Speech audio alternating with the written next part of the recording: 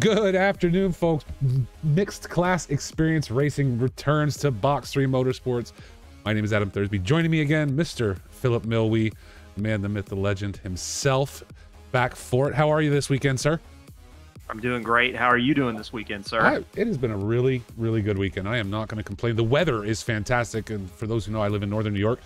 It has been close to 80 degrees for the last 3 days in April. Nice. Normally it's still like there's still a threat of snow, and it's been 80 degrees for the last 3 days.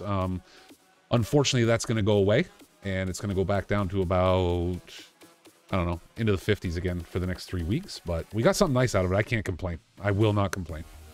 It was a great weekend. Sounds good. And we are definitely here for all the action in multi-class racing. Drivers are on the track in the free practice now. Just a few minutes left there. We'll get over to the 30-minute qualifying. And again, you know, these guys do qualify. Each class qualifies separately. We are at Imola this week in Italy. I'm sure it's going to be nice and toasty on track. It looks like it's nice and sunny. What is it showing? 22C. That's not too bad. I don't know. We'll talk about temperatures later, you and me, Phil, because I find it weird in ACC. We're going to talk a lot about ACC. As for those of you that are watching, you saw those screens come up prior to today's race and going live. Those are some of the slides shared on Aries stream, I believe yesterday evening, talking about the new 1.9 update that is coming. So lots going on there. That's going to be, it looks like, I don't know, Phil, what do you think? I'm looking at everything and trying to read through those slides and understand what they were talking about. It looks like this is going to be a massive update and going to completely change the way people have to drive. It's a big physics update. Mm-hmm. The jury's still out on what the actual effect is, because the game representing the numbers across a certain range is one thing, but the drivers actually feeling a difference in how they're connected to the car and connected to the track surface, that's going to be the real test here. Yeah. I think if this ends the toegate era of ACC, it will be a welcome update from my perspective. So we're just going to have to wait and see what if the proof is actually in the pudding. Yeah. As they say, but yeah, you're not wrong. It is a massive update. Lots of information that we've seen from Eris and the folks over at Kunos. I'm looking forward to seeing what's in store. Me too. It's going to be. And now let me ask you this: seeing what you've seen so far, do you think it has been a good idea that we push the start of PCACC Season 6 back till after this update? I mean, if anything, for the new cars, I feel like that is it gives people a little bit more variety for those that are going to dip into the DLC on release. Okay. But for the folks that don't end up going for the new content, this is going to be a welcome update. I think any attempts that they make to make the model better, in my opinion, always welcome. So yeah, you guys waiting to push this back is going to be interesting. The thing is, though, is that a lot of the North American leagues are doing the exact same thing. Interesting part here is that this update's going to drop relatively at the same time that most of these leagues are getting up off the ground. So I feel like the first few rounds of most seasons that you're going to be watching this season going to be interesting. There's going to be a bit of a learning curve, I think, for the first couple races. I think so too. I think it's going to be very interesting to see. First of all, I want to see how many people drive the new cars. I am curious about that, how many people decide to jump in, and I don't even know. I know we're getting a new Porsche, right? What else? You're getting a Lambo. You're getting the 296 Ferrari. Okay. All right. Those are your updates. So let's face it. I think they're, you know, we have a lot of drivers that will go back and forth between cars. They're happy to switch up. They want to try the new stuff. They want to throw down with it just to see how it's going to work out for them and everything. And then there are the retro coffins of the world in chat right now saying that there's only one new car coming out worth driving, and that's the 992 GT3R. I think you think all the Porsche guys are going to move on to it? I mean, like with me, I mean the Audi. I love driving that car. I've moved on to the Evo 2 now, right? So since release, historically, I'm trying to think of historically if there's been an update to ACC to a particular car platform where people have stuck with the historical copy. What about M4, M6? M4, M6, but they're different platforms. Like they're completely separate. The thing, thing that I'm thinking about is like the Porsche 992 platform, the Porsche 991, like the difference between those two. Mm-hmm. The Lamborghini, the Evo and the Evo 2, and then also the different. Well, I mean, the 296 is a completely different platform from the 488, so it's going to be interesting. So we've got 2 updates where the platforms are relatively the same. It's basically just like the manufacturer's like update of what that platform is and what it means for racing. Mm-hmm. And then there's going to be one completely new car in the 296. Gotcha. Yeah, I'll stick with my Audi. I'm good. Yeah, that's the thing. I know no one that drives the older Audi. Yeah, not anymore. That was kind of what we were talking about there, is that I don't recall seeing Evo, just straight up Evo 1s on track anymore at all. Yeah, it is. It's interesting. It's going to be. I like I said, I think it's a welcome change. I'm looking forward to it. Yeah, I think it's just gonna be fun to see people give it a shot. To see what they can do with the new tire model, new cars. I think the new tire model in particular, especially when they were talking about the temperature increases with like what do they call it in the document? That was actually really pretty insightful, I think. Oh, I didn't get a chance to read through temperature. Okay. Flash temperature. So the concept of going, so like when you go down the straight, your tires tend to cool down, right? They cool down pretty drastically. Like you pick a track like Paul Ricard, you could drop down to about 50 Celsius for the long straight. Okay. It's covered in the document. Check that out. The operating window being about 70 to 100, right? Mm-hmm. And then when you're actually like leveraging grip in cornering, braking, accelerating, going up to 120. So it's going to be real interesting. So that's just covering like the normal, like how temperature in the tires change relative to what you're doing on track. But dealing with what could be dealing with these flash temperature increases could be very interesting. What does that mean? Depending on how you have your car set up from a mechanical perspective, your car could be potentially more susceptible to more dynamic temperature fluctuation, especially when you're talking about from the outside of the tire to the inside of the tire. Okay. If you have these like large spikes in temperature swings, especially if you have a large delta between the inside of your tire to the outside of your tire, and the core temperature is not kind of in this operating window on the average, you could see wild swings in the amount of grip that you can kind of like have in certain portions of the track. It's going to be real interesting. Like I said, I'm kind of like holding back judgment until we see the patch in practice, but yeah, won't be too long. No, the one thing I did find interesting was the using your pressures, which, because I figured this was something that was already baked into the physics of the game. Personally, I thought it was, but apparently not. Using your temperatures and your camber to be able to push yourself with more, or give yourself more or less turn in depending on the car and the track, because now the tire is actually going to roll more. It's going to, you know what I mean? Like the tire itself is going to, I don't know how to describe what I'm trying to say, except that one of the graphics, I should bring the graphics up and just throw it up there on screen so I could see it. But basically, I think you're looking for, you're going to get more rotation. Yeah, you're going to get more rotation because the fact that you put less pressure in the rears or in the fronts allows it to grip better towards the, like say you're taking a right-hand corner, it's going to allow better grip on the left-hand side of the tire, because the tire is actually now, for lack of a better phrase, quote unquote, squishy in the game, in the physics. Yeah. Because you've dropped pressure. And you're leaning on it. Yeah. That's the other thing. Yep. So it's going to be interesting. The dealing with tire flex, dealing with temperature fluctuations associated with tire flex, that's going to be, I'm just the slides kind of like paint a very detailed picture from like a technical level.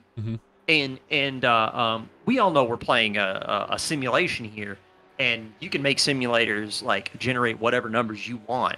The thing that I'm waiting for, the thing that I'm holding back judgment on, is I want to see some of the streamers that I follow, some of the streamers that I watch, going through the update and actually communicating like what they're feeling relative to the changes. Like I want to hear that information. I want to hear that feedback, because that's going to be, I think, the real test. Yeah, no, that's where these big updates, I think, and this is why I do think it's a good idea that us, and as you said, many other leagues have pushed the start of a new season back, because I think this is going to make a huge change. And I think the two, because we are going to look to start, I believe we're looking to start season 6 beginning of May. And so, that'll give folks a couple weeks to be able to get in the car. We're going to have the qualifying 2 weeks that we always do at the beginning of a season. And I think it's going to be good to let people either A, pick their new car and get used to it, or B, just get used to the new physics. And I actually wonder if some people won't stick with the car that they've always driven versus using the new ones, just because they want to get used to their main car, the car they drive all the time. They want to get used to it with the new physics. And maybe after that, once it's older, then okay, now I'll go try one of the new ones. Yeah, depending on what we're looking at in terms of actual like balance, any kind of like BOP updates that might be coming out with 1.9, which actually I don't remember seeing any details about any BOP changes just yet. And we might know a little bit more as we get the actual release notes like live and everything. I would not be shocked if you see like at the start, folks that are getting used to the new car platform struggle, people that are getting used to the physics struggling. But then those drivers that stick with their cars, if they're maining machines like the Audi or the NSX, and then so they're not getting a different platform in this update. They're really only dealing with physics and the changes in characteristics of the simulator relative to the physics, not relative to throwing an extra set of variables like a new car platform in play. It's going to be interesting to see. But yeah, we're just going to have to wait and see. Absolutely. Well, what we don't have to wait for is today's multi-class race at Imola. Yep. We are here for it. The GT4 is already out on track. Every class will be qualifying separately, just as they did last week's race. So GT4 is out first. I don't know who will be going next, either the Super Trofeos or I don't even know what I'm trying to say. I think the challenges go, if I remember correctly, I think the challenge goes next and the Super Trofeo should be out. The thing is I'm looking right now, Anthony Anderson on top with a 51.025. And right now, nobody really getting close. Yeah, nobody's touched that so far. To catching him. So Anthony in the One Rule Motorsport Cayman is definitely putting in some work. Well, he needs to, though. He really needs to, because let's take a look back at last week. Nikolai Polyakov is in first right now in the number 40 Maserati. Delilah Hazel in the 137 Aston Martin, which, Phil, you and I both said it. We didn't even know Delilah was racing. Doesn't look like here this week, but I had no idea that Delilah was racing with it. But she finished second last week. Jarrett Skinner in third in the number 96 Camaro. Yeah. I'm Not Jimmy in fourth in the Mercedes, and Mr. Anderson, who we're on board with right now, heading uphill, fifth last week in that number 16 Porsche. Yeah, it is. It was interesting to see some of the names in the first race, and awesome to see Delilah back in the Aston Martin in the GT4 category. Definitely, really good showing. But it definitely looked like a really good race, really good stacked field. And I'm hoping that we're going to see more of that. Like I would please to give more of whatever we saw at Nürburgring, which, by the way, was a particularly chaotic race. But I had a lot of fun watching it. I actually thought, even with the chaos, it was like, I don't know what you think, but I actually thought that people conducted themselves really well. Yeah, I think we had a pretty good race last week. There's incidents in every race, right? We all know that, but I think what we saw last week was the incidents between drivers were few and far between, and B, a lot of the incidents we did see was the driver doing it to themselves. They didn't take out someone else. They didn't get hit. Nobody hit anybody. They just took a corner wrong or missed a break point and were off track, tooling off in the sand by themselves. So I think it went really well last week.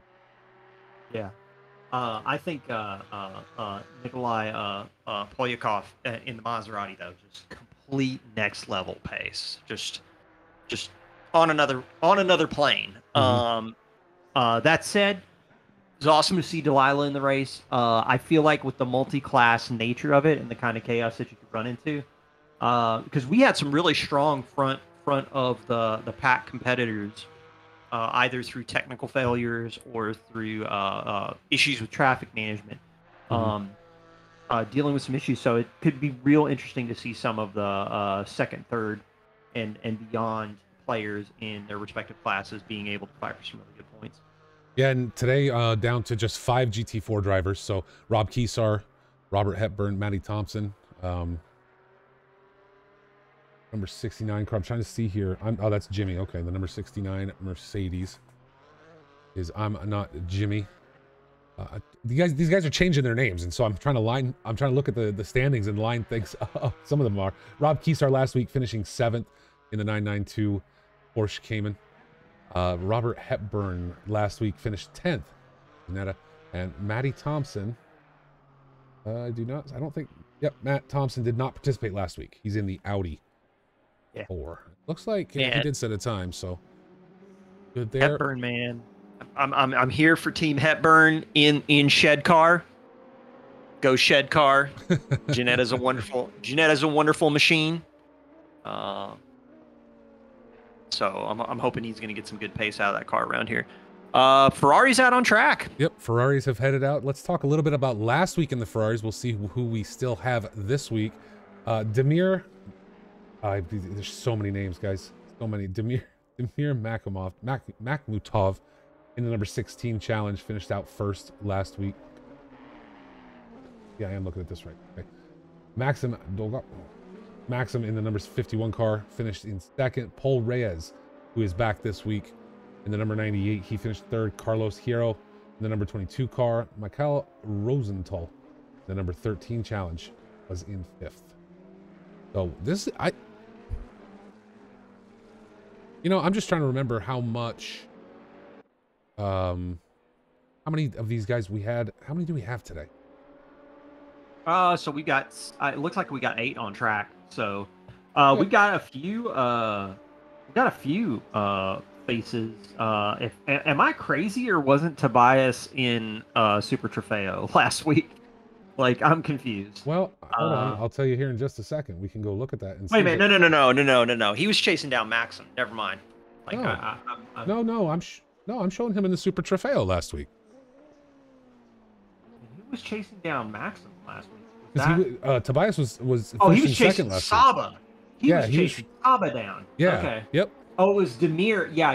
You're right. It was Maxim and Demir that were really taking the fight to one another in Ferrari, which I thought was a phenomenal race to watch right there. Those guys were doing masterful. Oh yeah. In the 488s. I think around here it is going to be pretty punishing in a few areas. Imola is not like Nürburgring. There are a lot of technical bits in Imola where the track limits are pretty punishing. It's gonna be interesting. The start of the race is gonna be wild. The blitz down to Tamburello.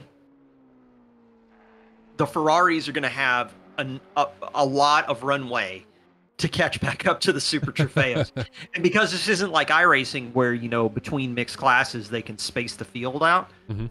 They have to be like locked in their position relative to the car in front of the car behind. So when the Super Trofeos get the green light, those Ferraris are right there and they have plenty of straight before turn 1. It is going to be interesting to see how turn 1 works out in this race. Well, right now we're starting to get our first look as Maxim Dolgopyatov there. I think I got that one. You nailed it. I'm trying so hard to get these right for people. I really do, and so I get stutter tongued when I'm trying to look at it. But Maxim comes across. We're getting our first look at the timing difference between the GT4s and the Ferraris. Imola is not a super long track, right? Minute 40s, you know, in there, in the minute 40s for these guys. I think we're going to see a lot of backmarker action today. I think this race is going to be just as confusing as last week's race, where you're going to see people coming together, and you've got to figure out, you and I need to figure out, how do we, where are the battles, right? Yeah. I want to find an actual battle. I don't want to find a challenge going around a GT4 car. I want to go find an actual battle. And that does get, even with the flags that you can see there on your screen, it gets difficult sometimes. Yeah. The thing that I feel like, so the big notes for the viewers at home, I feel like for today, mandatory pit stops in effect. Traffic management is going to be key. So I suspect that you're going to see the Super Trofeos and the Ferrari challenges, once they start to get around dealing with traffic, if we start to get closer and closer to that middle of that race, you're going to start seeing some people trigger some pit stops. People that get tangled in the stuff early, there is no pit window in this series, even though there is a mandatory pit stop. You could see some people take the long pit and try and run full race distance on tires. That's going to be interesting. That also could be a really good strategy for dealing with the early chaos lap 1, lap 2. Other notes to consider, pit entry, pit exit. It is very easy at Imola to get nailed with a pit lane infraction for not obeying the pit control lines and the speed limit. So it's gonna be interesting. People's got, like, Imola's not a track that you can kind of like sleep on. You kind of have to do your homework and prepare yourself. Otherwise, you know, you're gonna end up losing a lot of ground. 100%. I'm looking at these. I mean, that's a 10-second time difference. Call it 8, yeah. Right? But as Anderson the fastest in the GT4s in qualifying, but still 8 seconds when the track is only a minute 40 around, or a minute 50. Yeah. It's not going to take long. It's not going to take any time at all for these guys to catch up with each other. Yeah. Traffic management here it's going to be brutal. Yeah, absolutely.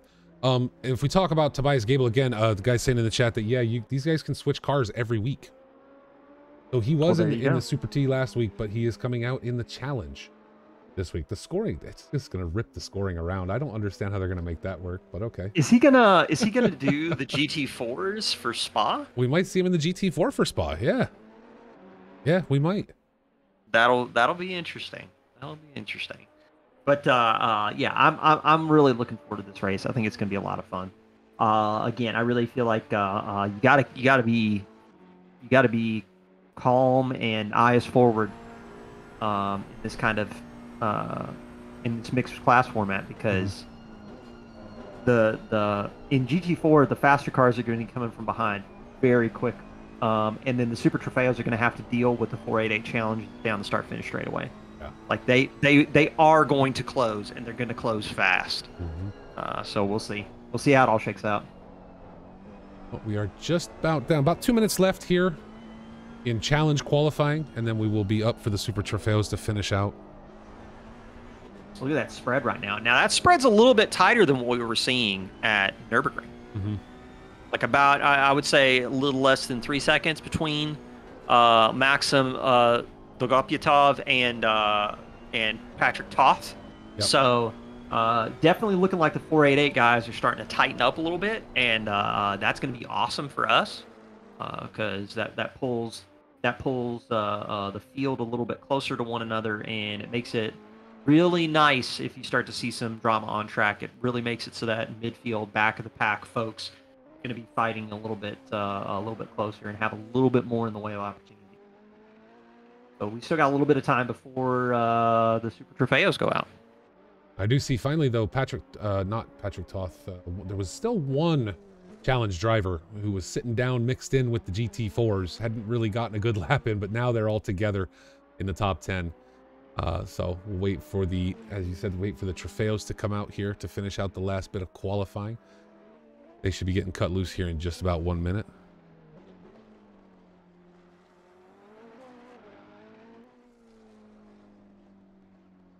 So with you having one mixed category format race under your belt, what do you think about mixed category racing in general? I think it's a lot of fun. I think it's a lot of fun to watch. I think I think it presents unique challenges that really, as a league, I would love to see us do it more.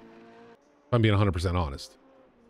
It's a fun format. It's a challenge. The kind of mindset, especially when you're in the slower categories, what you're going to have to, the kind of mindset that you need to approach the race with when you're in one of the slower categories is a little bit different, because you may be in a sprint race format, but you can't constantly just focus entirely on punching out the fastest laps when you have traffic that is in your rearview mirror and capable of passing you quite easily. If you tend to fight that kind of traffic, you both end up losing lots of time. So traffic management is kind of king in multi-class racing. So it's interesting. It's interesting seeing these guys adapt to this new model. Yeah, if you guys ended up doing some GT3, GT4 racing, I think it'd be pretty dope. I think it would be absolutely fantastic. And again, I think what I really like about it, as we catch up now with Conrad Wisłocki out in the Super Trofeo, and we'll go through those standings here in just a moment. But here's what I think it is for me, Phil, is that you and I have both seen the kind of chaos that can occur in our regular season GT3 races. And we're going to talk about that here in just a moment as well. But the thing is, and what I love about it, is it really forces a different kind of thought. It forces patience, right? We see so many of these guys that catch up to a back marker and just cannot handle themselves. And yeah, you're a wicked fast driver, but you don't know how to handle the traffic. And I think it would be great to put those fast GT3 drivers on the same track as guys driving GT4s. You're not racing each other. He'll let you by. Calm down. Just calm down. Yeah. Right. And does it help teach patience, I guess? I'm thinking, again, last week you and I talked a little bit about IMSA and those super fast prototypes, and you've got some GT3s on track, right? And they are constantly hitting traffic for an entire 12, 24, 10-hour race, whatever it is. It's constant traffic management while still trying to remain at the front of that class, right? Yeah. And so it's got to be a great skill to have to develop, but it's a skill. I honestly believe it is a skill that has to be developed, and I think it would do a lot of good for some of these guys to develop that skill. Yeah, I think it's an underrated skill when you're talking about the format in particular, because when you decide to sign up for a multi-class series, well, you're gonna learn that multi-class racecraft, the easy way or the hard way. It's very much an exercise in patience. In IMSA, in that kind of format, the multi-class racing is a little bit different because the pace delta between. Well, I mean, the thing that would be kind of comparable, although I still think it's probably not as comparable as you might think, the difference between the 488 challenges and or the Super Trofeos and the GT4s right now.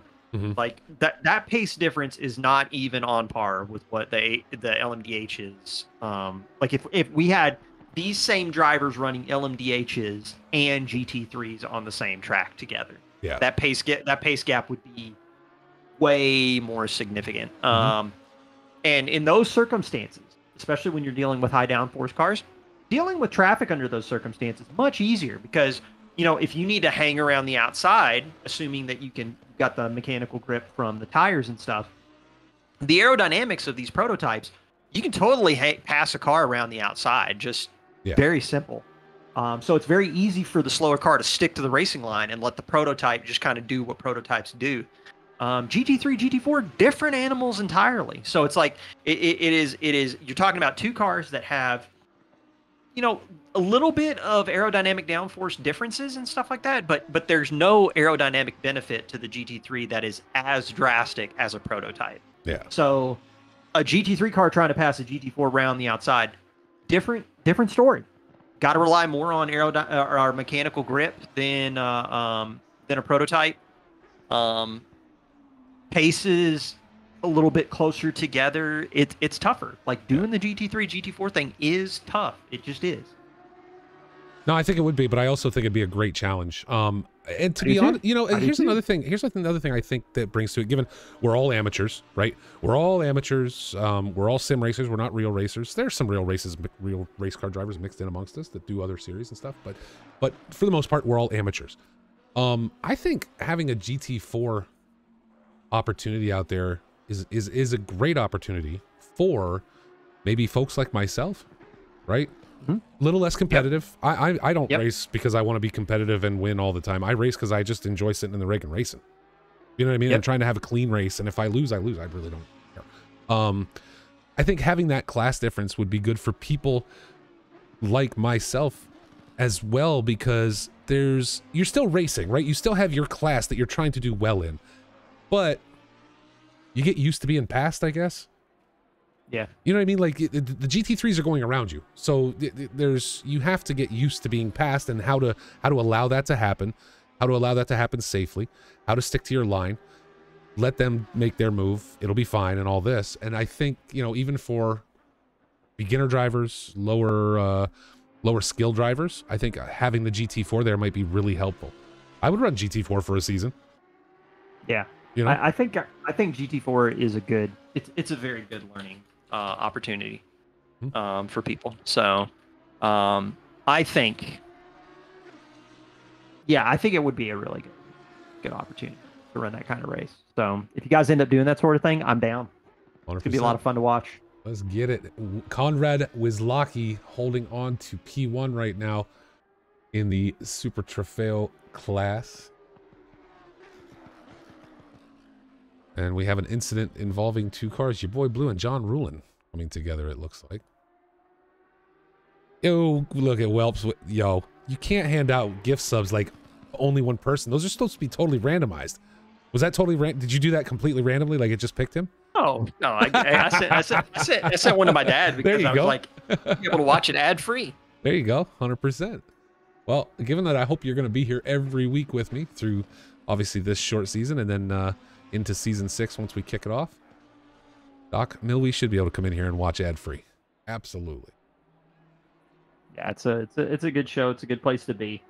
Conrad, man, technical difficulties at Nürburgring was a heartbreaker, but he stuck with it. He did not drop out. Nope. Massive hats off to him. And right now, in terms of pace, he is really stretching his legs and showing people what the ST platform can do around Imola. Yeah, I was gonna say, I mean, he's more than 1 second. He's 1.2, about 1.1.5 seconds over Wilson Fernandez right now. Interesting though, Brandon Pfeiffer, Mr. B Fife himself, our Xbox League manager, has finally made the jump to PC and is joining us on track today. So I believe, and he'll correct me if I'm wrong because he is in our chat room, but I believe this is his debut race. He's a debutante. Interesting. On the PC ACC side with Box3. I would really like to hear his thoughts about making the jump from Xbox to PC, especially in the competitive league setting, because the console racing is just not something that, you know, I've ever really done outside of, you know, Forza kind of setting. So simulators like ACC, simulators like R Factor, those kinds of things. In fact, I don't think R Factor has a console alternative. I think it's really just ACC for the kind of GT3 motorsport that we all are kinds of fans of. I'd be interested to see what he says. Yeah, I certainly won't speak for him. I absolutely should talk to Fife and get his thoughts. I will say that I do recall him saying to us before on Recovery Drive, which will come back with season 6. We should bring it back now because Xbox season 7 started yesterday, but I don't get to watch that yet. So anyway, I do recall him saying that since the 1.8 update, that the console experience was much closer to the PC experience. Like once console got 1.8, he said a lot of the problems went away, and again, I don't want to speak for him. I don't recall him saying it was similar, just that console racing was not as bad as a lot of people would have made it out to be. Yeah. After that update. Oh, I don't think console racing is a bad deal at all. Like I feel like I am a big supporter of like whatever platform you've got access to, and you do not need to go out and buy a boatload of new kit just to be able to enjoy racing with your friends on the internet. like no shade towards the console guys at all. No, not at all. Sometimes, and this is rare, but I mean, something that us PC racers spoiled with some of the attention that we get, the direct attention we get from game developers and accessory manufacturers and all this stuff. Mm-hmm. You would be surprised at how many of the racers that I like watching a lot that are really, really talented have only had a wheel within like the last 2 years, but have been racing ACC since it dropped. Like, again, it's just they develop this skill without feedback, and then you give them more information, and then they turn into a straight up weapon. Absolutely. It is so much fun to watch. 100%. Now, this is going to get curious. Let's talk about this real quick, Phil. Everybody, look, if you take a look at the leaderboard there, we've got Wizlaki up front, Fernandez right there with him, Pfeiffer dropping into 4th. From there, the next Super Trofeo is P8, which is Felker. And then your boy Blue all the way back in P14, mixed right in with the Ferrari challenges. Is that going to become an issue at the start of this race or during the course of this race? They're gonna have to manage themselves. Like that is just, there's just no bones about it. We talked about this when the stream got kicked off. That drag race down to Tamburello is gonna be a spicy meatball. Yeah, it is very much.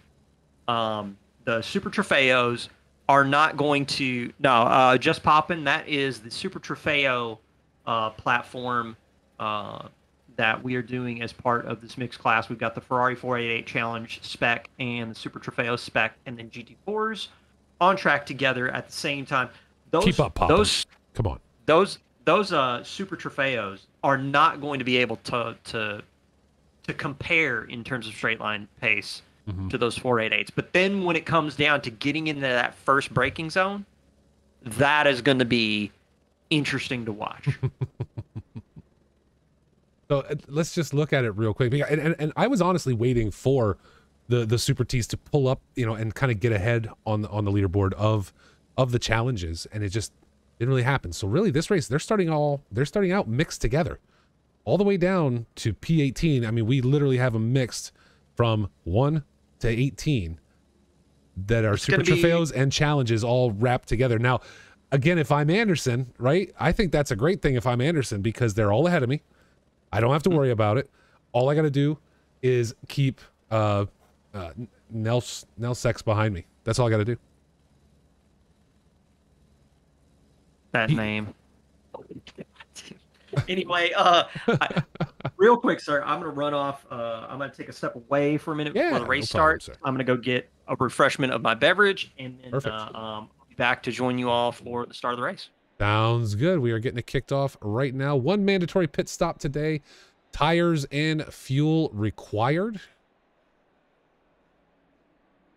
We did see quite a few drivers. We are at a 45-minute race. We did see a lot of drivers last week with damage coming in lap 1, going and diving into the pits early, getting that damage repaired, and then going the rest of the race after having cleared that stop. So we'll see if that happens today.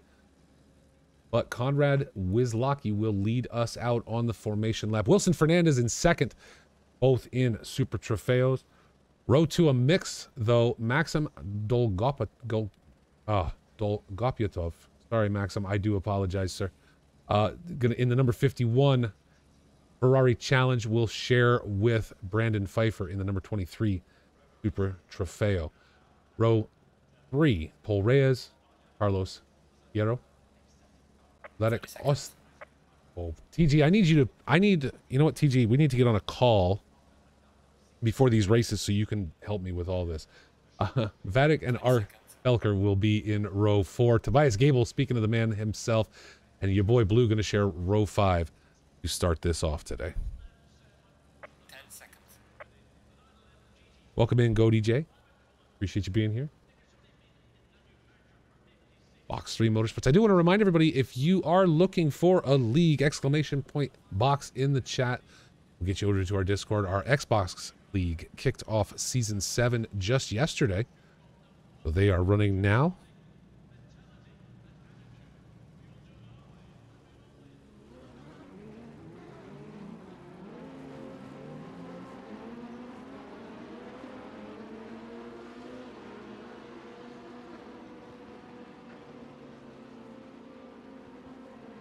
Wisłocki. Wisłocki is how that's pronounced. Wisłocki. That's very interesting. Thank you for that. And don't, Vedic, don't ever feel like you are being rude by helping with pronunciation in the chat or on the Discord. Ask TG. I will beg for it. So I now have to remember it is Wisłocki. Okay, gotcha. I learned something new today. Hey, Phil. Oh, he doesn't have his headset in yet. He's back, but he doesn't have his headphones in yet. As we get this started today, Konrad Wisłocki will be leading us off. I still have to look at it. It'll take me a few times, but thank you again for that, Vatic. Much, much appreciated. Trofeo is going to lead us off today. Sabazu not with us on track. So that does, I mean, I'm trying to see it here.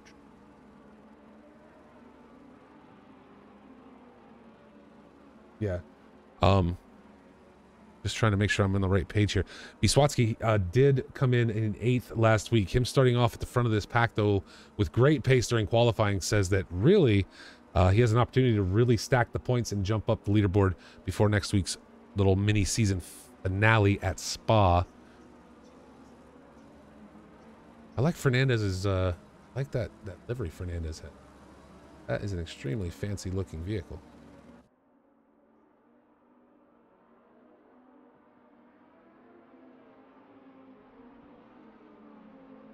It is a pretty livery. What is that? I like that livery. Is it like some sort of... It's like a camo but with pattern? purple. Yeah, like a camo pattern with purple and stuff. It's pretty fancy. Yeah. While you were gone, however, I did learn that the gentleman in the number 77, Super Trofeo, Yes, that is pronounced Wisłocki. Swats? Wisłocki, yes. So Fantastic. thanks to... I will get it right from here on out. Thanks so much. Thanks to Vatic in the chat. Much appreciated there.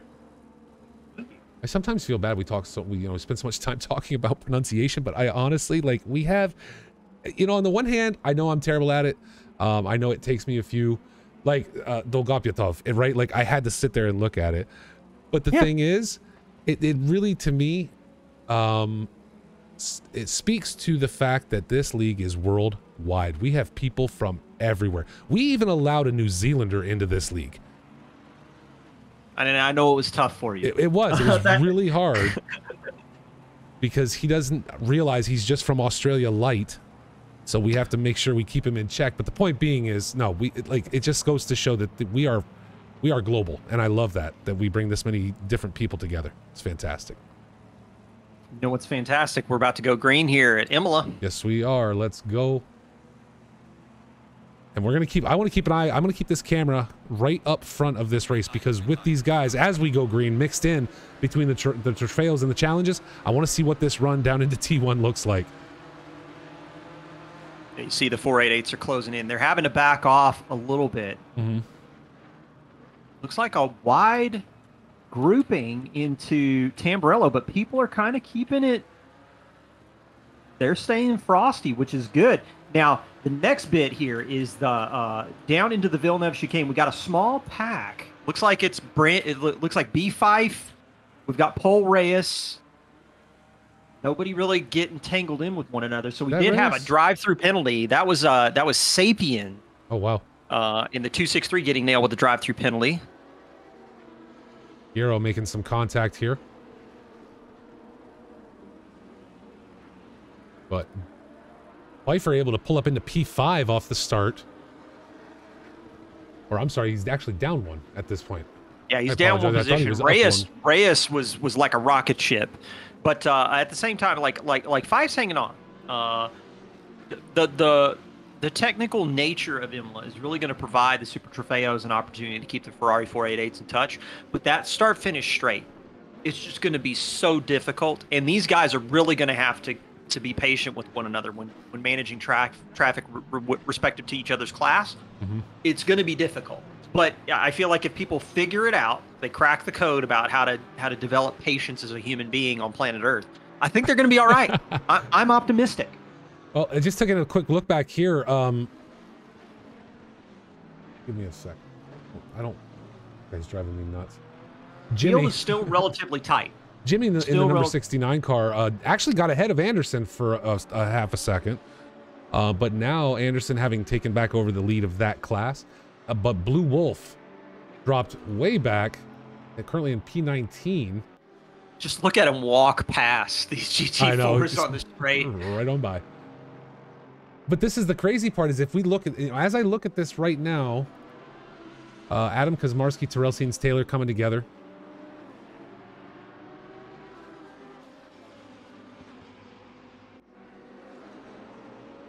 Taylor able to get clear. Maxim Dolgopyatov, 1.7 second gap right now on Pol Reyes. So it doesn't look like we have Demir in server this week. Let's back that up real quick. Something happened here to John Rulin. I don't know if there was contact between cars. There was. It looked, so Rulin clipped the nose of Kazmarski, but I think it almost looked like Rulin had a hardware issue because he just went straight across the corner. It looked like there was no attempt to turn whatsoever. Yeah, I think what that probably could have been is a slow snap. Without knowing a little bit more from the driver himself, what the inputs were feeling like. To me, that right there just looked like one car going wide while another one was losing the rear, and nose to tail. End of story. Definitely gonna mix things up, but Carlos Hierro under attack now from, he's right in our chat, and I'm gonna pronounce his wrong too. He should, Vatic, next time you're around, you should make sure you tell me how to pronounce your last name, sir.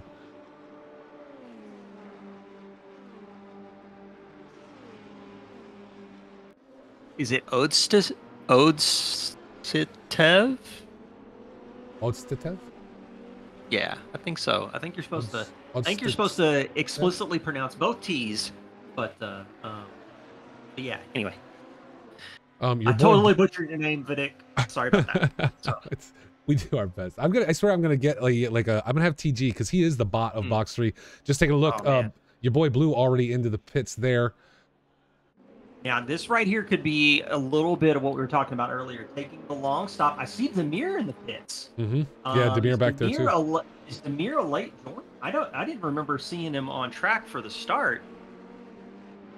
Yeah, he has no laps calculated right now, so I wonder if he's just a late start. Yeah, he could have been a late start. If so, glad to have him on track. Definitely, I mean, super quick. It's going to be interesting to see if he can make up some spots relative to the rest of the 488 challenge field. Conrad, though, 2.3 seconds ahead of Fernandez. 77 Pepe Racing Super Trofeo is moving. Yeah, he just opened that up. Like, it's just, yeah. It's something else, man. Something really else entirely. Space. Right now, Carlos continuing to keep Vatic at bay. Yeah, I think this is going to be the fight we're going to be watching in Ferrari class. Vatic is going to take the. He's going to try and take the outside line because of this. The way the start-finish straight into Tamburello is kind of wonky. Although it does look like Carlos losing the back end, and they come together. Oh, yeah, that is a unfortunate set of circumstances. Back it up and take another look. Tobias Gable right there, I think, going to be the big winner out of this as he sneaks around the outside. So Gable picking up 2 spots off that, and now running in third in the Ferrari Challenge. So I'm interested to see if either one of these guys are going to take a pit early for this. Not sure. It does look like, to me, like it just looked like Carlos was struggling with the rear end on corner exit. And I mean, Vatic was definitely in the faster car. The problem is that like Carlos can't disappear. Like, just got to find a different place to try and execute that pass. But then again, like, just not sure what Carlos is struggling with in the car. It definitely looks like the Ferrari is losing traction on corner exit quite easily for him. We've seen that though, and there's a number of corners at Imola where that is going to be a challenge for the 488 in particular. Both of the opening chicanes, Tamburello and Villeneuve, are going to be tough. Variante Alta, the final chicane, it's very easy, especially when you start to try and attack those curves. These are not the kinds of GT3 machinery that you're used to seeing in ACC. And Carlos is diving into the pits early. Vadik is let loose and now going to try and close down some time between him and, is that Felker in the 484? Yeah, but it's Felker's in the Super Trofeo. He's really got to catch Vercosa. Daniel Vercosa is going to be his next challenger. And about 3 seconds back, but it looks like it might be closing down relatively quickly there. Carlos Hierro also into the pits along with Ricardo Sapien. I think Sapien is struggling. That looked more like we saw him jump to the top of the leaderboard, which usually indicates that somebody, you know, had to hit return to pits versus driving back to the pit. But Wisłocki just running away with this right now, and I said it wrong already again. Wisłocki running away with this right now. Now up to almost 4-second gap back to Fernandez. So really, the trouble here becomes once he starts hitting that traffic, right? I don't think he's gotten into the GT4 class yet. No, he hasn't. Not quite yet. Not quite, but he's gonna get there at some point, and that's when things can get dicey. Yeah. Good ball there. Back to car.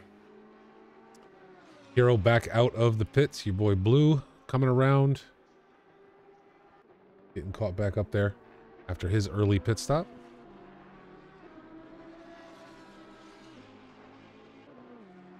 Again, the really spread out here at this point within class. We see some closer battles like Daniel Vercosa ahead of Felker right now, but different class vehicles. So, and Vercosa just opened that up down to start finish straight with that extra straight line speed. So Felker 7/10 back from Vercosa. It's going to be interesting to see if he can close in on the 463 Ferrari. 9/10. It definitely making it up in the technical section. You're seeing the 488 hit some of the longer sections of the track, just being able to pull away from the Super Trofeo platform quite easy. So it's going to be up to Felker to really get into the draft of 488 to try and see if he can execute a pass in one of the more technical sections, probably towards the end of Sector 1. And definitely before the start finish straight in Sector 3. Checking in with the GT4s right now. Anthony Anderson continues to lead, but Jimmy is right there in the number 69 car. He's not really giving Anderson much breathing room. And I will say Anderson is pretty spry. So keeping an eye back here to see if Jimmy can close that and make that pass. Again, he was ahead right after the beginning of the race during the first lap. He did get ahead of Anderson for at least part of the lap. In chat, looks like Reyes right now is second in class, fifth in overall. The 98, the Scuderia Ferrari ESP Challenge. Currently 2 seconds back from B5, but probably another 4 seconds before he. Maxim right now is kind of just managing pace, I think, out in front. Mm-hmm. Yeah, Coffin in chat saying Jimmy just needs to send it deep into the chicane and he can take Anderson. Bold strategy, Cotton. Let's see how it pays off for him. Yeah, it is. It is very much going to be a close fight. And pit stops start coming in to play, especially with the pit lane difference at Imola. Wait and see. Take a look here, and a push on the back end of Patrick Toth throws him off track. Weissman was off track as well. Bit of an incident back there for P10, 11, and 12. And there you go. Jimmy's closing the gap on Anderson. He is getting a run in. Now down to 3/10. So let's take a look at this GT4 battle we're going to have. For the folks at home, it's very simple. You can YouTube this in your own time. Don't hit what you can see. It's a very informative video. If a car is in front of you and you need to pass them to get ahead of them, it pays to not hit them if they're immediately in front of you.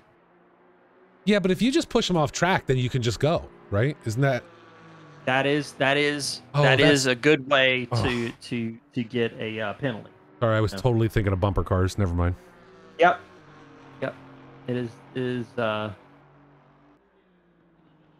that is reserved for Dodgems and Wreckfest. There you go. There's your buddy Robert Hepburn in that Jannetta. Oh man, there we go, shed car. Kesar. Get in there. Get in there, shed car. I knew you'd be excited for that. It is such a pretty car. It is so pretty, and at the same time too, it's built by some boffins in a shed somewhere in the British Isles. Like I don't understand. Like I don't understand how they can make a car that good. Yeah, it's just a beautiful machine. Kesar just throwing that Porsche across those curbs through the chicane. He can. It is very compliant. It is very compliant around here. It's a good platform from a mechanical perspective. So you're saying, well, so you're saying better than the GT3 Porsche, which will do Porsche things and try and kill you. Well, but that has more to do with the fact that the placement of the engine is directly over and a little bit behind the rear axle because that was a good idea. Someone once said. The mid-engine nature of the Cayman is a little bit more forgiving. Gotcha. Like Vercosa and Vatic coming together. Switching the spots up here. Battle of the challenges. So Kesar able to hold on, open the gap back up to a little over a second. Anderson, same thing, has reopened that gap to about 1.5 ahead of Jimmy. Now, Vercosa and Vatic did come together as Paul Reyes heads into the pits now. Vercosa Paul Reyes taking the early stop, so it looks like Vadic's doing the same thing. Vatic heading in now as well, so that'll give Vercosa a little bit of a breather. 30 minutes left to go. Some drivers getting in early here. Now, here's one thing I want to talk to you about. I think ACC needs to update their temperature profiles. How so? So it's 20 degrees Celsius ambient right now. Okay. Yeah. Sunny. We don't see a single shadow on that track, right? No clouds, no nothing. As the sky goes by, I don't see any clouds. It looks like it's just the sun is just beaten down on that tarmac in Italy. And you're telling me that track temperature is only 25 degrees. You're lying to yourself. Well, I mean, I'm kind of curious. So you said, I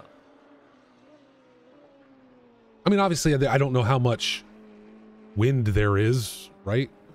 I don't think we get a wind thing, and so maybe it is cooling the track because there's a breeze. But 5 degree delta between a sunny 20-degree day and black tarmac at only 25 degrees, there's no way. There's just no way. My wooden deck gets hotter than that at 20C on a sunny day. Yeah. True. Very true. The thing that is interesting about the weather profiles in ACC, I would like to see clouds have a little bit more effect on ambient temperature. Mm-hmm. I think that would be interesting. Does look like Vatic, our first victim of the pit lane infraction at Imola. It is a deceptive pit entry. You have to prepare yourself to hit that control line at the right speed. It is a big deal. The temperature profiles are kind of a big deal, but at the same time, it affects everybody the same way. So true. I guess what I'm saying is, like, we'll have a hot race or something where the track temp gets to like 31, 32 degrees C, And you'll hear a lot of the drivers like, oh my God, it's so hot. It's going to tear up my tires. How am I going to do that? Blah, blah, blah, blah, blah. They do all this stuff. Like a lot of complaining. And then you jump over to iRacing and Jim is like, yeah, the track temperature dropped down to 52°C. So it's, you know, it's down a little bit. You'll be all right. And I don't know the difference between the two sims and how they treat temperature and how that impacts tires and everything. I'm just saying it bothers me the 5-degree delta today here in Italy with a sunny track. Yeah, I mean, I can understand. The thing that is interesting about how racing drivers are going to treat their setup work if they invest the time and energy into the tire temperatures and stuff is they're going to maximize their pressures for, I would say, probably about 4 to 5 laps on track. Not sure if that's going to be enough to really tell the story in terms of getting your pressures right. So while we might not necessarily be dealing with people struggling with tire degradation in terms of, oh, it's extremely hot outside, they might not be prepared for what the tires will do over a full lifetime of the stint. That could be why we were seeing some of the 488s pit early. Okay. Well, and Brandon, we do have a good chunk of the field that has pitted early. We've got, I want to say, at least 3 Super Trofeos. I count them 4 challenges and Fife's in the pits. So that is number 5 from the ST family that is going into the pits. So it is definitely the early pit strategy does seem to be the thing that people are keying on. Seems to be, except for Vatic. Vatic's sitting, I mean, has cleared his pit, but is now he must have had a hardware issue, is now sitting on the side of the track, not moving. At least got himself off track. He was moving, he was coming around very slow down the hill. We did a little bit of a replay there as we watched him. He came down the hill very slow, was able to make the turn in towards the wall to get himself off track and out of the way. As now Rob Kesar continues to fight off Robert Hepburn in the GT4 class for P3. What a wonderful race right now. They're just really taking the fight to one another. Really enjoying it right now. Kesar in that 992 Porsche. I think you like this fight because of the Ginetta. I like the fight because of the Ginetta. I just like seeing the GT4s get a little bit of a little bit of attention, a little bit of screen time. It's a wonderful category. It's really good for watching people. Oh, your car won't start? Car won't start. My car's having issues. Oh, no kidding, Vatic. That is a shame. Rob Kesar up 5 spots on the day with several challenges and trofeos behind him. Once again, open up. We can keep an eye. Anderson now has Paul Reyes between him and Jimmy. Of course, that'll change quickly as Reyes going to be looking to go around him right now. But Anderson definitely leading out the GT4 class. There we go. Paul Reyes able to scoot around. And Anderson's opened this up to about a 3-second gap over Jimmy at this point. Traffic management is really working out in Anderson's favor right now, and that's the 2 halves of traffic management that people that are watching the multi-class racing, if this is your first time watching a multi-class race, is it comes in 2 halves. You have the traffic that you can manage, and you have the traffic that decides to manage you. And you know, you don't always get to pick at what corner the faster guy catches up to you, so you gotta think smart, and then sometimes a little bit of luck can play into your favor. And it looks like right now Anderson is really benefiting. What a move right now! You see that through the chicane? Hepburn just opened it up. Did. Nice clean pass. Yeah, I saw it. Now the interesting part is both these guys still have to pit, and that goes the same for Anderson and Jimmy. They both have to pit yet. None of the GT4 drivers have dropped into the pits. Yeah, GT4 is going to be probably, able to do a little bit more half and half. And there you go. Robert Hepburn makes the pass and then says, you know what? I'm just going to get my pit stop over with, and maybe I can just hold on to it after that. So Rob Kesar, the undercut. He's got to go for the undercut. He's got to make it count. Yep, Kesar able to take up that 3rd position in class after that. As Anderson continues to lead, but as we said, Anderson and Jimmy both needing to hit the pits. Matt Thompson into the pits in the GT4 Audi. As Tobias Gable and Blue Wolf head in as well. Let me tell you somebody right now who is holding firmly on to that second spot in the 488 challenge category, Daniel Forsosa in the QV Motorsport. 488, 28.1 seconds back from Dolgopyatov. But 10 seconds ahead of Toth. So, like, solidly in second place. But, man, what a gap. That's just wild. But Dolgopyatov, again, just on easy street right now. Probably just plugged in cruise control. Just doing his thing, man. And Vatican chat saying car's gone. Ignition doesn't work. Yeah, that is unfortunate. That's a shame. Some chat for Vodek. Gable now back out of the pits. I'm very interested to see what happens between Kesar and Hepburn. Yeah, we'll have to wait and see when Kesar decides to head in. Wilson Fernandez, second right now in the Trofeo into the pit. So we'll have to wait and see when Conrad's going to decide to head in. There's a good gap there, though, so he's got plenty of time. Patrick Toth involved in an incident with John Rulin.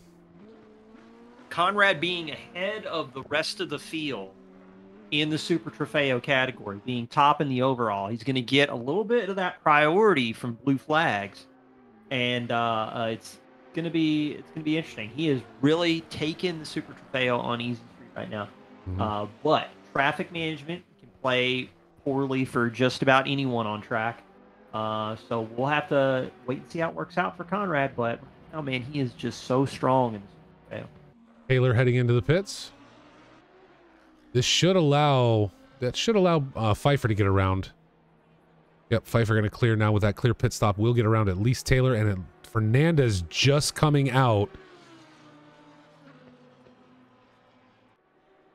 Let's see where this gap puts him. About 6 seconds. Well, it's closing down quick. And Conrad's hitting pit road. On the brakes early. Got plenty of time. Just not pressuring himself at all as he goes down pit road. A little over 20 minutes left to go. We got to wonder if Fife is not going to be able to catch up to Wilson Fernandez. About a 5-second gap right now. What does your what do your pit row or your pit link prognosticators say about the so if we're lap times right with now, these guys? Oh yeah. We'll take a look real quick. Let me jump over into the. Where is Fife? Because I've got to do this a little bit different because it shows all of the challenge cars as GT3 as well. Oh, gotcha. Super Trofeo. Yep. So if I look at Fernandez and I look at Fife, so Fernandez first stint 44.322 on the average, 13 laps. Let's take a look at his pit stop time though. 1:17.487. Fife pumped in a 44.193 on the average, so a little bit of pace towards Fife's way. Probably just had to deal with a little bit of that traffic management early on. Pit stop 120.1. So Fife really losing out to Fernandez in that pit stop. Oh wow, yeah, yep, quite a bit. So Jimmy and Kesar both into the pits. It's going to allow Anderson to run out, not have any pressure right now. But and I think this is what if we continue to talk about Fernandez and Fife for a minute, I think that's part of what I enjoy about this this multi-class racing is the fact that, you know, right now Fife lost out big in the pit stop, right? He has some pace. Is 19 now minutes enough for him to use that pace to try and pass? I don't know, with the gap they have, which is again 5 seconds. But here's the tricky part. You can take all that and go, okay, he's got pace and he lost in the pits, and we can do some analysis. But nobody knows what's going to happen with traffic for each one of them, because all it takes is Fernandez getting hung up behind a GT4 car for 2 corners. For whatever reason, he gets hung up behind a GT4 for 2 corners, and suddenly Fife is right there and ready to pounce. Yeah, it's gonna be interesting. Like Fife's gonna have to definitely keep pedal to the metal and try his best to to close that gap down. Somebody who pulled out a heck of a pit stop, Keesar, staying out in front of Rob Hepburn, but they're going toe-to-toe in the Tosa hairpin, now uphill Right towards now. Piratella. And we got some Super Trofeo traffic behind, trying to navigate through these GT4s. This is the kind of chaos we're talking about. Hepburn Because we able to got get cars clear. racing for position all over the place.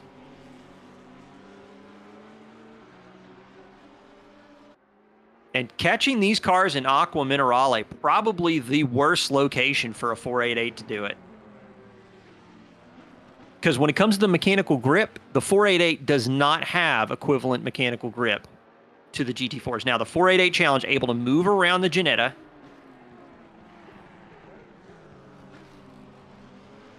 There you have it, though. I mean, Rob Hepburn in that Jetta able to take up P3 in class over Rob Keesar. Somebody's going to have to DM Blue and check his pants, because he just went through Variante Alta and about lost that Super Trofeo. I saw the back end of that car swing once the cars moved out of frame, and I was like, and then I went immediately and checked. I'm like, you still there, Blue? Rob Keesar having a great race, up 2 spots. Now, again, that's overall, though, but right now sitting in 4th in class, did just lose P3 to Robert Hepburn. Hepburn up 4 spots on the day. Look at that gap, 2.1 seconds, because of, again, the traffic management. Yep. Caught him at the wrong time, and then Keesar just loses so much ground relative to Hepburn. Now, what do you have for pit stops between Anderson and Jimmy? Just out of curiosity, because now that gap's opened up to about 4.6 seconds. And I'm curious to see if Jimmy's going to be able to close this down before the end of this race. Jimmy had about 4/10 on Anderson in pit stop. Both of them had really good stops in the 116s. So really good stops from both of them. The tail of the tape, man, even with the situation with Hepburn pitting first, having a better pit stop, somehow Keesar lost almost a second relative to Hepburn. It still managed to come out in front.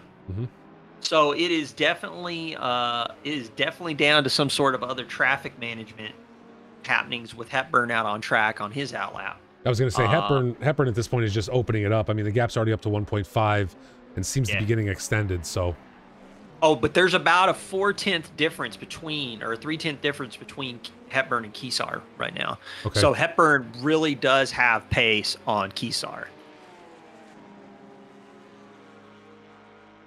Well, good on Keesar for fighting him off as long as he did then, down into the last 20 minutes of this race. But all our GT4s are all together, I should say, on track. Nobody between them right now, interestingly enough.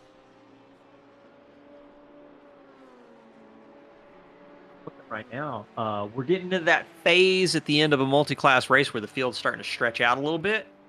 We do have a pocket of close racing between Keesar and Hepburn.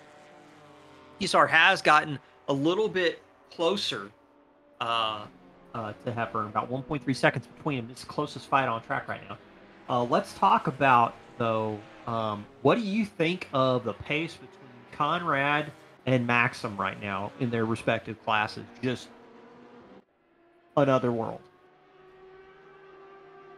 Yeah, both these guys. Conrad's just held on. I mean, he's just been lapped in. I mean, he just now set a new fastest lap. Yeah. Like, he is completely locked on today. Unbelievably. And as far as Maxim, yeah. Look, this is what happens when you have clean racing in a multi-class race, right? These guys get to stretch their legs. And again, I really think a lot of it comes down to that traffic management. Conrad leading right now in his class, Maxim in his, but I mean, Conrad's got 11 seconds over Fernandez. Like, that's a huge gap. And even if we talk about Fife, B Fife up 1 spot on the day. He's currently 3rd in class, 3rd overall. I think he's had a great race today too for his debut.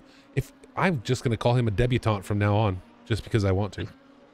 It's a fancy word, right? It is. It is. The thing, I mean, you just sound so sophisticated when you say it. The thing I'll say is, it is a lot of fun watching Fife out on track. Debut on track for a podium, still got 13 minutes of chaos to navigate. And Imola is not a track that you can really ever relax at. Yeah. Especially when you're dealing with cars of mixed class out on track. Yeah, but definitely good showing for Fife. 1.7 seconds between Versosa and Felker.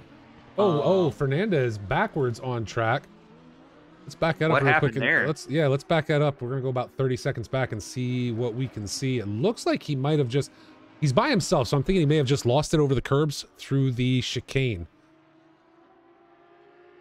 Unless the Audi of Matt Thompson screwed with him a little bit. Well, he's closing in. Nope. I don't think he's really close enough. No. Thompson going through real easy, but it looks like that was the blue move. That was the blue move. Now, Blue handled it a lot better than Wilson did. But man, let me tell you, that is exactly what we saw. The curb strikes at Variante Alta. Like you have to be like precision, like absolute pinpoint precision going over those curbs, because if you take too much and you high center, that car is going to turn into a hockey puck headed straight for the wall. Looks like that's exactly what happened to Fernandez. So now that puts Brandon Pfeiffer in the number 23 up into P2 overall and in class. So again, debut race, and he's going to end up pulling a podium. 19 seconds back from Conrad. I don't see him catching the number 77 during the course. Yeah, Conrad's pace is other right now in this, for sure. Matt Thompson now back into the pits. Oh no.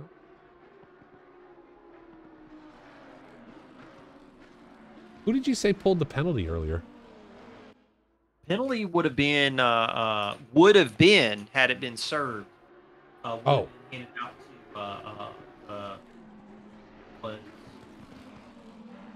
to Vatic, but Vatic's car gotcha. died. Okay, gotcha. Oh, Maddie's parking it. Please, Maddie, no. Matt, get back out on track, Matt. Let's go. Come on. No, Maddie, no. You're the only Audi, Matt. You got to do it for me. As Conrad sets a new fastest lap. I mean, light. Okay, so he's gonna be light on fuel. His tires are relatively fresh compared to the field. He's gonna be able to just manage pace. He's probably got pace in hand. Yeah. Yep.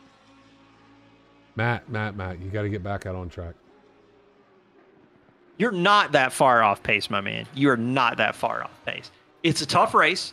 Mixed class racing is a challenge, but definitely you could get out there and learn some cool stuff.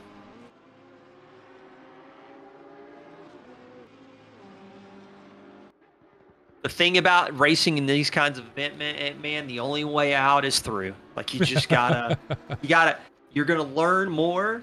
You're gonna learn more by doing it. So yeah, I definitely stick with it. Conrad though, man, 21 seconds on Fife. Fife really benefiting from that moment with Fernandez, but Fernandez 3.1 seconds. He's not out of it. He's not, but he's also not closing that gap. I think well, now he is. It looks like it's starting to come down. I think it started at about 3.3. So closing it, but closing it very slowly with only 9.5 minutes left to go in the race. His tires were also probably pretty trash after having to spin like that. But we're going to see. He can get him back into the window. He can see Fife in the distance. Fife is not on another planet right now. So he can go get him. But again, going through those curves at Variante Alta, you gotta be laser perfect. Yep. And let's see what he can do.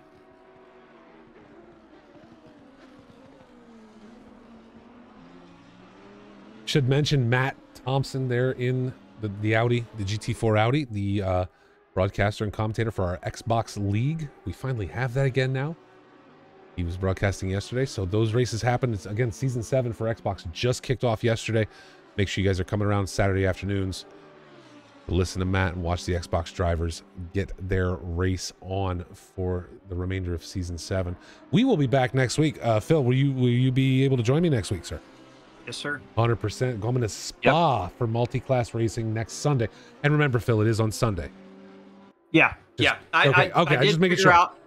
I did figure out like what the days of the week were. Okay, you got that I, now?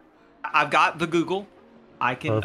I can figure that out. And yeah, I'm Dude, good. you I'm good. seriously like scared the crap out of me yesterday because I got your message. I'm sitting like it's like I said, it's like 75, 80 degrees. My wife and I are sitting outside. We're day drinking because it's Saturday and it's gorgeous. We got all our work done in the morning. So I'm half in the bag. Oh shoot, Hepburn. Oh, hold on here. Hepburn and Keesar, it looks like, came together. Back that up real quick. We focus on Robert Hepburn, who was leading this.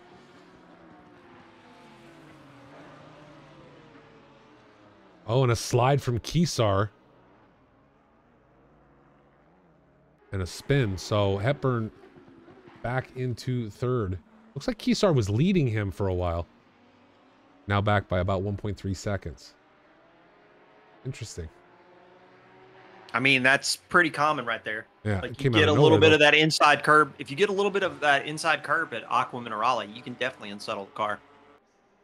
So Hepburn back into P3 in class. Anderson has just run away with it now, about 6.7 back to Jimmy. Everybody pretty well spread out at this point within class anyway. But anyway, yeah, you kind of scared me because I was pretty well tilted. If I was going to have to cover a race, it was not going to go well yesterday. So. I'm pretty sure you'd be able to handle it. Oh, it'd have been interesting. It'd have been interesting. Yeah. We'll put it that way. And then after next week's race, on April 30th, I believe that is not set in stone yet. We have the staff challenge. So you will get to see myself, Mr. Potentially Millie, me. Phil. Yeah, potentially Phil. Potentially. You have to let me know. If you'd rather cover, it's up to you. Let me know. We should have coverage on the channel. I don't want to just do it from my perspective because that's going to be boring. But you're gonna get to listen to everybody yell at each other on track because we're going to make sure we're in the Discord channel together when we stream that race. So that'll be your admins, your stewards, everybody from the league staff coming together for a race. So that should be a lot of fun. Oh man, look at the Super Trofeo. I saw, all yeah. Out of shape. Oh, and running off track too. Hitting the wall with it, Felker. Felker bouncing wall, finally back at it. That brings Blue into play here. It does. We're getting a little bit of a battle here in the last 6 minutes of the race. Blue having a really good race today. I got to say, I mean, I think, having a decent race. Obviously, he's 5th in class, but much better than he finished last week. And it seems like we didn't see any trouble with him today. Like, he was able to keep himself out of trouble today. Yeah, good race for Blue. Definitely got a better handle on the Super Trofeo platform in round 2. Really interested to see what he can do at Spa. Yeah, I think that's a fun race. I hope we can see a lot of people. Looks like Blue Wolf and Jimmy came together. Now Jimmy falling back a little bit off Anderson. Now about 7.2 seconds, that gap. Interesting, too, in the GT4s, Robert Hepburn has just opened it up 2.6 over Rob Keesar after that spin. And now Felker opening it up over Blue. So Blue backing that off real good. Very quickly.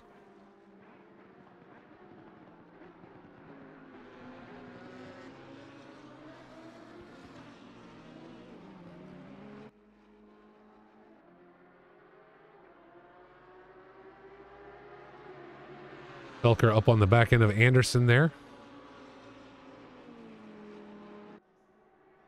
So you got Maxim here, basically holding back about a second and a half from Fernandez in the 488, able to just completely manage the pace right now because there's a 10-second gap between Maxim and Paul Reyes. Yeah, Maxim has just been super dominant this race. Super dominant. But man, Wilson Fernandez, man, inside a second now. It is getting spicy. It is. This may be where this gets to. Brandon Pfeiffer going to have to hold off the 888 of Wilson Fernandez here at the end of the race. Fife got around relatively easily, but and then kind of opened that gap up. But it looks like now Fernandez is pinching it back down on him here at the end of the race.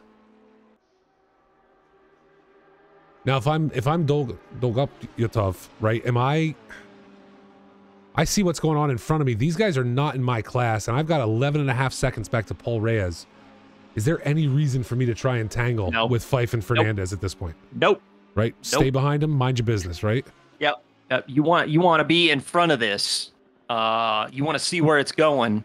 Mm-hmm. He's not got quite the speed to be able to clear them. If they get a little bit dramatic out of Ravazza 1 and 2, at the end of a lap, mm-hmm. might be able to catch them both on the start-finish straightaway, but he's got to like creep up, and he's got to keep enough distance that he doesn't get tangled in anything that might go down. Yeah. Because it is close right now. We're about 3/10 now going through Piratella as they head downhill now towards Aqua Minerale. I wonder if Fernandez is going to try and pressure Fife into a mistake. Because again, Maxim, I mean, look, Maxim can getting the overall here. You know, maybe he gains 2 spots if he's able to get around him, but he could also, with only a 12-second gap back to Reyes, that's 1 spin, right? That's a spin and sitting in the gravel for a minute that allows Reyes to close the gap, if not get past you. It would be. Now the thing that I'm thinking is Maxim's like, all I got to do is basically survive for 2 laps in front, mm-hmm. with a gap like 12 seconds. That shouldn't be difficult for Maxim. I don't think he's close enough to clear both of them before turn 1. So I think he's going to have to stay behind him again. Yeah.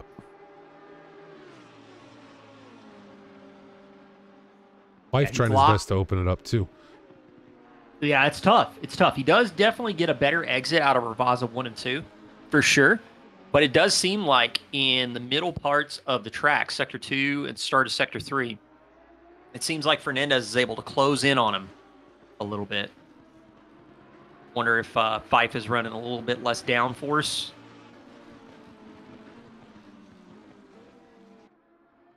For Sosa and Hero, 1.3 seconds between them. Yeah, I saw that. I was keeping an eye. At one point, it was down to half a second, so I was keeping an eye on that one, too. Rob Kesar, Robert Hepburn possibly coming back together in the GT4 class, too. Some good close racing action with 1 minute left on the clock. So I think when Conrad comes around, I think it's going to be white flag. Oh, we got a 488 off track. That's going to disrupt this battle a little bit. We got to go take a look at Kesar and Hepburn. Again, Kesar now having closed this gap back up. Leader is on the final lap. White flag is out.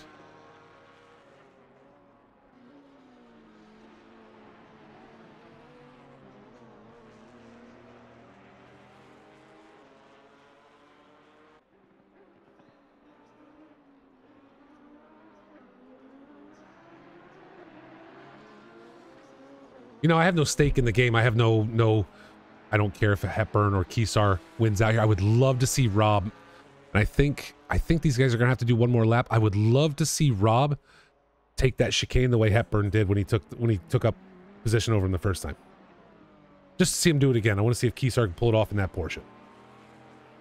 It could be interesting. It does seem like Kesar does have a bit of a mechanical advantage in Variante Alta. Mm-hmm. It does seem like he has put the Porsche on curbs in a way that's a little too aggressive a couple times. Again, man, back here with Fife and Fernandez, again, that Sector 2, Sector 3, going uphill now towards Piratella. They're catching up with, I can't tell, is that Felker? The number 24? With the 24, the 34. That's Taylor. That's Terrell Scene's Taylor. Right, so he's back marker, so going into Aqua Minerale, which is good. So getting out of the way, and these two are able to navigate Aqua Minerale with little or no issue. Maxim is just walking on eggshells practically everywhere, just trying to get the 488 to the end of the race. Conrad's going to come across the line. He's going to take across the line. Let's stick here, and then we're gonna have to go.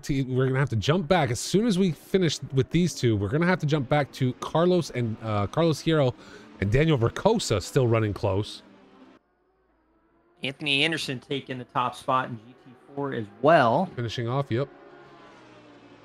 And there we go. B. Fife himself, Brandon Pfeiffer, comes across in second. Wilson Fernandez in third. Let's jump back to Carlos and Daniel.